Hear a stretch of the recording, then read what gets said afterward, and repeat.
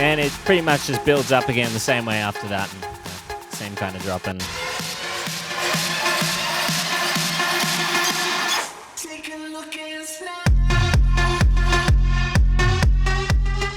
So you have the idea. But yeah, pretty much all that's done on here. Like apart from the mix down was a little bit of mix down in Ableton. But I set up my scenes on here and started sketching it out. Like I kind of work this way on every program I worked on, where I always have like a section that's like, say, my drop section, and a section that's, say, my break section. I'll probably start with those two. One that's like, this is what I want it to sound like when it kicks in, and this is what it's going to cut back to. And then I'll elaborate from there. Like there's the first part of the drop. There might be like a fill, then the next one. Then I'll put this back on machine so you can see that. So I'm flicking through different scenes here. And I find it really helps with your focus, because you just like, all right, it's got to feel right. This one loop, you want to keep working on it until you can hear it over and over again, and you're just going, yep, that's the shit. It's nice to work in this scene way too, because you can flick between stuff quickly as you try things out. Like, I think if I even take this off here, turn that right off.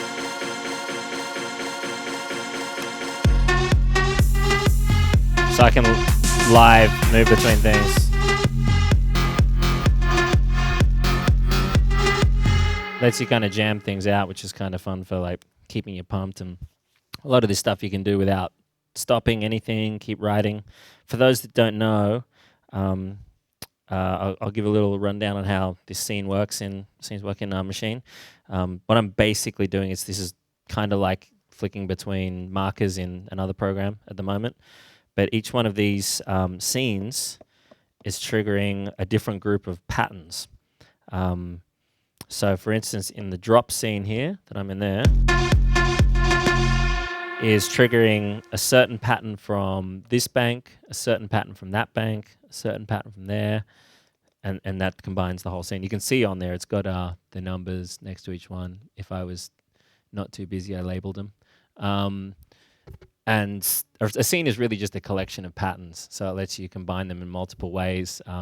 This took me a little while to get my head around when I first started using this, like the arrangement thing of Machine. But once you start using it, it makes a bit more sense, and it's actually kind of good. It's kind of quick. Like if I want to switch out a scene on something, like for instance, if I move to this bank here, the blue one, that light blue one there, if I press pattern, I can see I've got about 10 patterns or something in here. At the moment it's playing this, but I could switch to anything in here just by pressing pattern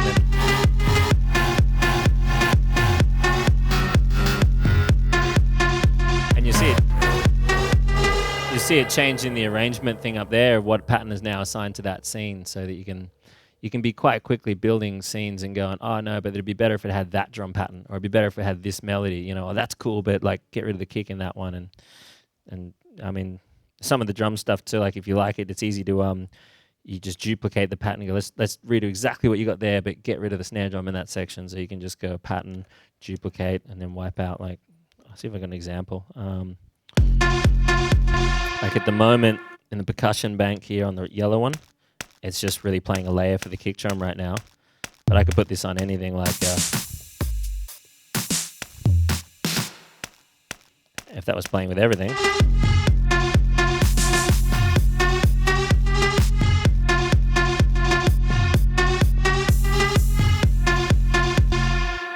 So that's kind of how, makes sense, yeah? How all the patterns are combined and everything.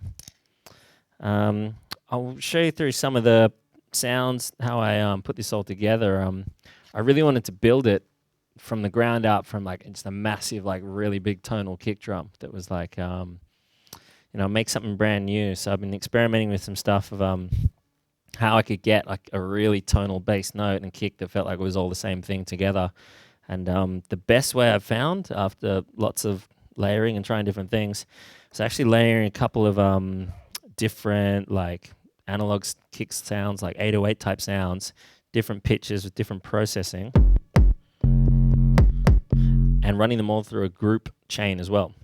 So what I've got here on this one, it's really nice doing this on a machine too, because you can flick through your sounds so quickly, and then you can adjust them. Each sound has got its own dedicated pitch, start, your amplitude, influence. It's got its own dedicated like basic compression, drive, filters and things.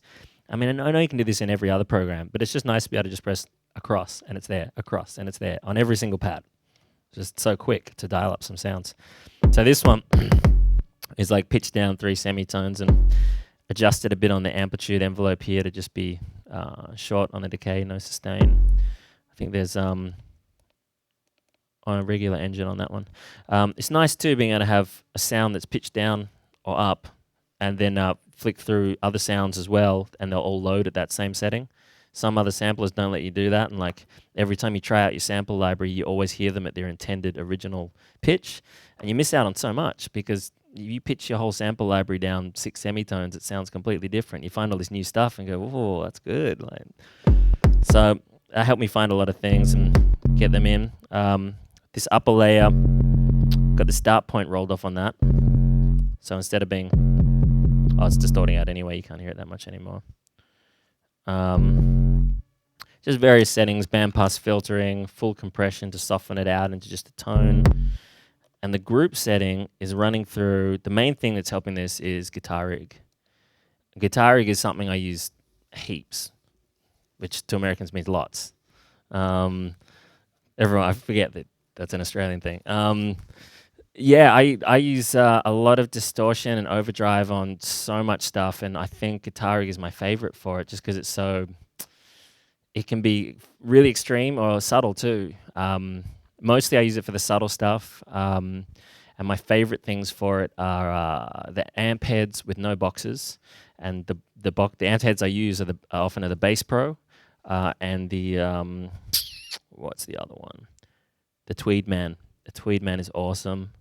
The Ramfire is pretty good too if you dial it back, and setting them all to like, you know, the most subtle, you can really get away with them, and they just add so much thickness and character to sounds, and take any like average kind of little synth and just turn it into a monster. Like this kick drum, like they take this off without it, you just get that. Yeah.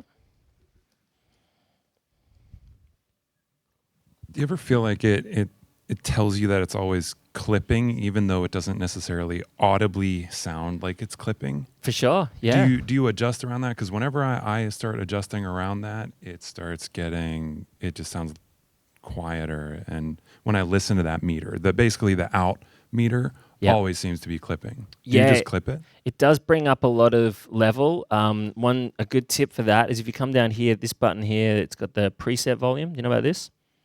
If you open that up, it lets you adjust the output volume for the preset. So I can pull this down and adjust it to be wherever I want it to be. Save that preset, and every time you load that preset, it will save that volume for you. So your volumes will be balanced for you the way you need them to be.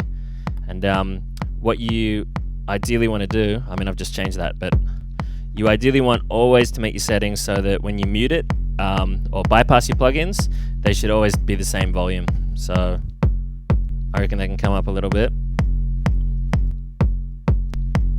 It's getting pretty close. About there, something like that. But especially with overdrive, distortion, compression, which are all kind of related, because otherwise you'll make some setting and you'll think it's amazing and all you did was make it louder. You know, and sometimes you get a lot of people over compressing stuff and they think it's awesome, but it's just because it's louder. If you've got them matched at the same volume and you bypass them, I couldn't tell otherwise. If you make it 5, 6 dB louder, I'll be like, I'll pick the louder one, you know? But if it's matched, then I can hear clearly and I'll be like, okay, cool, no, I didn't need it, you know, and I can figure it out then. And it keeps your gain structure through all your plugins and your chain too. You don't want to be overdriving, you know, like you're being concerned, you don't want to be overdriving the output because you're going to overdrive the next plugin. And then this one might be able to handle the overdrive sound, but the next one might sound shit if you overdrive it. And sometimes it does clip and it sounds good. And I don't know if it sounds good and it's clipping. I mean, I might turn it down just to double check, but if sometimes it's making the sound, so sure, why not? It's okay, but as long as it sounds good, I guess that's the general rule.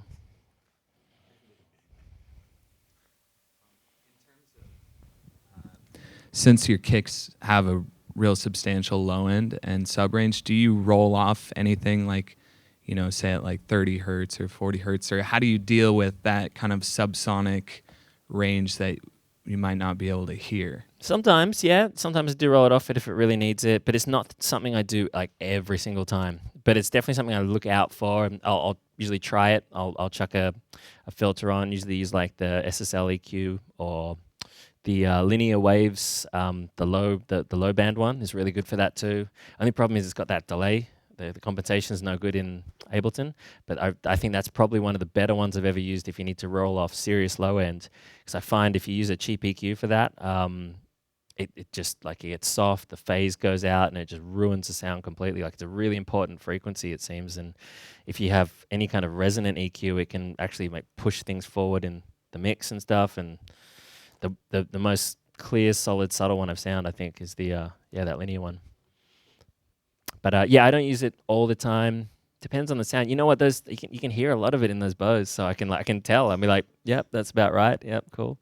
So it's sometimes, if anything, I might do a track and realize there's not enough bass in it, and that's usually when I take it to the club and I'll play it out and I'll be like, okay, I need to go and do some more work on that, and I'll go and put some more in. It's not often I end up putting way too much. So you usually hear it. A good test for that, another tip, is take like an L1 limiter is great for this. I don't use it for anything else really. But chuck it on your master bus and crank down the threshold so that it's totally breaking up. It's like getting smashed. And if you're driving way too much of anything into that, that's the first thing that'll get distorted. So if you've got way too much bottom end in your kick, you'll hear that blowing out first. It's like when you had an old stereo and you cranked it up too much and it blew out. And it's a really quick way to hear what is going to push the compression when you send it to mastering. So you can be like, and it's nice to like, sometimes I'll put that on and then I'll go through and everything that's triggering it, I'll one by one adjust them till they don't. And you end up getting all this headroom. And it's like, I did a track, I'll play it to you. It's really electro gritty kind of thing. And this was I was trying to make it as loud as possible. And this was the only way I could kind of do it. I went through and,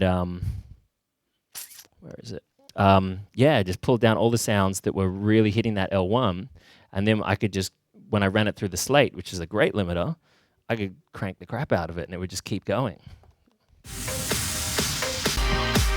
I'll just skip in a bit.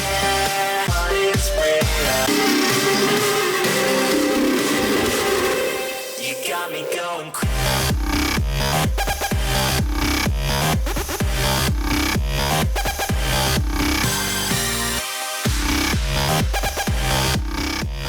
So real gritty and keeping that transient in there as well, which is one of the first more gritty tracks after doing a lot of tech house and everything. And I found it was really different doing the mix downs. Like had to really almost kind of learn a little bit of stuff again. I hadn't done electro for about 3 or 4 years. I was like, I've got to take a look at this, because the tech house stuff was so much more about the bigger bottom end and the kick drum and everything. And to get that mix down felt like it was almost a bit more like mixing rock and roll or something, trying to get it really loud and powerful and feel like there's bottom end there, although there actually wasn't. That one I had rolled off so much off the kick drum, and that actually is what helped me get the volume out of it. I think if you're doing an aggressive gritty track, roll out that bottom end. You don't really need it there. But if it's something like this, where you want the boomy sort of thing, then it's different. It's just a different genre, a different style of music, yeah.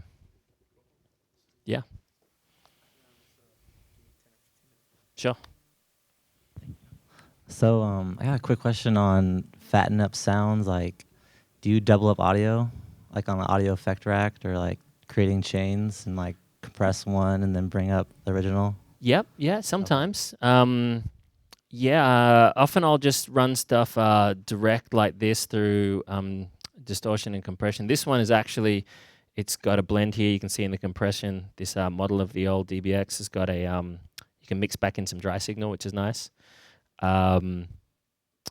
I'll definitely do stuff where I'll layer things in together. You got to be careful sometimes that they don't phase when you bring them back together, certain plugins with the latency and stuff. Will you do like different EQs on like I don't know, like a 808, like a bass drum, like doing like the bass for the 808, like layering like punch the mid, punch the low, and then punch the high, and like 3 different like channels? If I was doing that, sometimes I might do stuff with that. I've got a lead sound I want to show you that's similar to that, where it's made up of like 2 different synths, and the thing that gives it the attack is actually a tom. And the tom's tuned in with them as well, so the tom changes pitch as you play up and down the keyboard as well.